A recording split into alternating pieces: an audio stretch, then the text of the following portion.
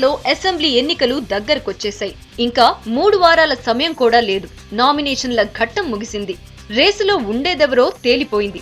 So ఇక నుంచి సరికొత్త ఎన్నికల వ్యూహాలతో జనంలోకి వెళ్లాలని డిసైడ్ అయింది గులాబీ దళం. ప్రధాన శత్రువు కాంగ్రెస్, బీజేపీ, టీడీపీ కూటమి వ్యూహాలేంటి, వాళ్లకున్న బలాలేంటి, బలహీనతలేంటి, మేనిఫెస్టోలో వాళ్లు చెప్పిందేంటి, తెలంగాణపై టీఆర్ఎస్ కు ఉన్న విజన్ ఏంటి, టీఆర్ఎస్ లక్ష్యమేంటి, ఇలాంటి అంశాలపై ఖచ్చితమైన అవగాహనకు వచ్చిన టీఆర్ఎస్ ఈసారి ఎన్నికల్లో డిఫరెంట్ స్ట్రాటజీ ఫాలో అవ్వాలని చూస్తోంది.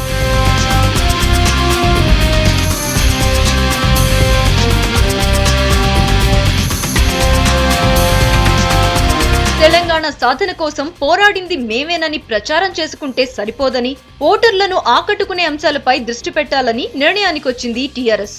ప్రజల సమస్యల్ని ప్రస్తావించడం ద్వారా వారి మనసులను గెలవాలని డిసైడ్ అయింది. గత ఉప ఎన్నికల్లో టీ నినాదంతోనే పోటీ చేసింది టీఆర్ఎస్. ఈసారి అన్ని పార్టీలు అదే వాదం ఎత్తుకుంటున్నాయి. పైగా టీఆర్ఎస్ నుంచి పోటీ చేస్తున్న అభ్యర్థుల్లో ఎక్కువ భాగం ఇతర పార్టీల నుంచి వచ్చిన వాళ్లు, కొత్త వాళ్లే. తమ విజయానికి తెలంగాణ సాధనే ప్రధాన ఆయుధం అనే అభిప్రాయం 90% మంది అభ్యర్థుల్లో ఉంది.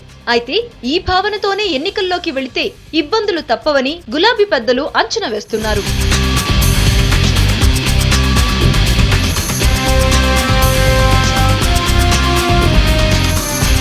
కాంగ్రెస్ పార్టీది నీటిలో మొసలి బలం. తెలంగాణ ఇచ్చింది తామేనన్న వాదం వాళ్లది. మోడీకి ఉన్న వేవ్ బీజేపీ నమ్మకం. పైగా బీజేపీ మద్దతుతోనే తెలంగాణ వచ్చిందన్న ప్రచారం చేసుకుంటారు కమలనాథులు.